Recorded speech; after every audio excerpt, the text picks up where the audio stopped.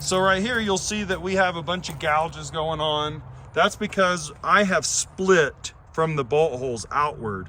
Everywhere there's a gouge, that was cracked almost all the way through, or cracked all the way through. Like these two on the outside edges, cracked all the way through.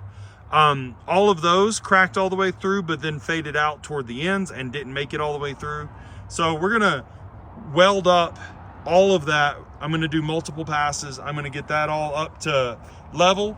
We're going to grind it flat, and then we're gonna strap it with 1/4-inch bar, flat, bar, so that we can make it stronger.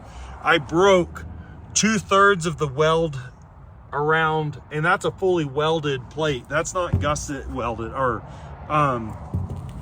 section welded. It's a full weld all the way down, and I broke all of that weld loose. He finished cutting down here. Michael finished cutting down there because it was still attached. This was still attached, but the other side was all the way broken loose, and part of that was broken loose. So it's kind of weird. I had the weld break from here to there, all the way across and then down, and then part of this as well. So over 2/3 of it was broken free, and that's my fault. Why? Because I am using this thing way out of scope. This is not intended to be a brush cutter. I mean a forestry mulcher. That's how I'm choosing to use it. I like the finish of it, but that does mean that you have to do some repairs and work on it. So on the other side, which you can't see because this is clearly upside down. Here, so this is upside down.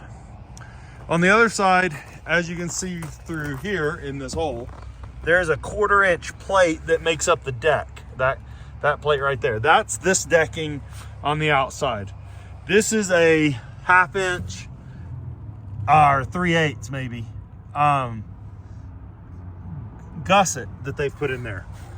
And so I've got to flip this over and do some welding on the top. Also, I split the front piece here, and it cracked all the way. It's broken all the way through to the underside. So that split and opened up a good 1/8 of an inch at the front, and I'm having to weld that in once again. Going to grind it smooth and then re-weld over the top of it and finish all that off. And that is going to be what we do with this. Now, if you're wondering a little bit about this device, how it's built and whatnot, here's your attachment plates for the attachment pins to go through. So they're really robust. Nice 1/2 inch stuff that they're using, sandwiched together, welded, reinforced, all nice plate. It's held up really, really well. Here is the blade carrier, and this bolts to the bottom of the pump that's over there, and that's the hydraulic high flow pump for my machine, which is up to 40 GPM, I think. So this one goes 35 to 40 or something like that, or 42, I can't remember. So that works on mine, which is 37, and it has this cast bearing collar that mounts and bolts, and yeah, that's kind of what goes in that hole there. So the bottom section of that there would be sticking upward through this, and that would be sitting on top of the deck, bolted down. And then it's got, like, I think those are 3/4 or 1-inch bolts that go through there.